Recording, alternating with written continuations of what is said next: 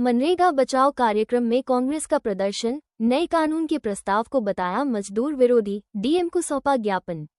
केंद्र सरकार द्वारा प्रस्तावित नए मनरेगा कानून के विरोध में कटिहार जिला कांग्रेस कमेटी की ओर से समाहरणालय के समक्ष मनरेगा बचाओ कार्यक्रम का आयोजन किया गया।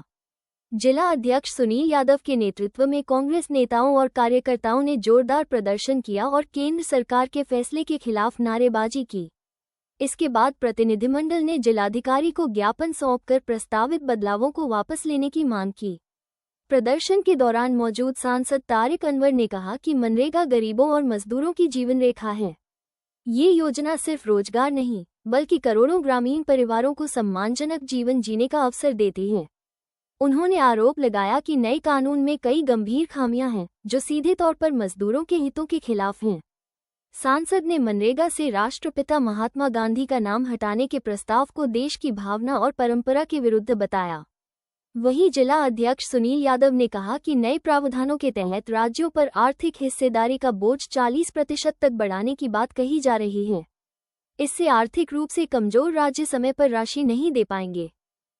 विरोध देखिए, पूरे बिहार नहीं, पूरे देश में मनरेगा के विरोध में, क्योंकि मजदूरों से जुड़ा हुआ कांग्रेस पार्टी ने बहुत मेहनत से ये बिल लाया था और ये लोग साजिश के तहत इसको खत्म करना चाह रही है। तो हम लोग कांग्रेस पार्टी, आपने देखा होगा कि सदन में भी लड़ाई हुई, सड़क पर भी हम लोग लड़ाई लड़ रहे हैं और इसी गरीबों का हक हकूक, मजदूरों का हक हकूक के लिए ये लड़ाई लंबी चलती रहेगी और जब तक कि इनकी मंशा बदल नहीं जाता है, ये लड़ाई हम लोग लड़ेंगे।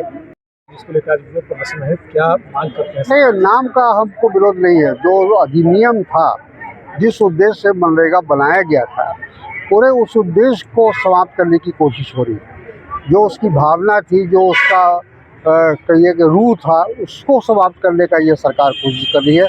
और जैसा मैंने अपने भाषण में कहा कि प्रधानमंत्री पहला जो बजट भाषण हुआ था 2014 में लोकसभा में, उन्होंने उसी समय कहा था कि मनरेगा जो है वो कांग्रेस से सरकार के विफलता का स्मारक है। यानी वो विफलता मानते थे उस काम, उसको मन से कभी उन्होंने स्वीकार नहीं किया। और अब उसको धीरे धीरे ऐसे संशोधन लाए जा रहे हैं उस योजना में, ताकि वो समाप्त हो जाए, उसका कोई महत्व न रहे। सरकार का कहना है कि 100 से 125 दिन कर दिया गया है। बिल्कुल गलत है। और आप पता करिएगा कि धीरे धीरे इनका उद्देश्य, मकसद वही है कि मनरेगा, ये समझ रहे हैं कि मनरेगा जो है वो फजूल है, पैसे की बर्बादी है। ये इनकी धारणा है। जब ये धारणा होगी तो कैसे कोई काम हो सकता है।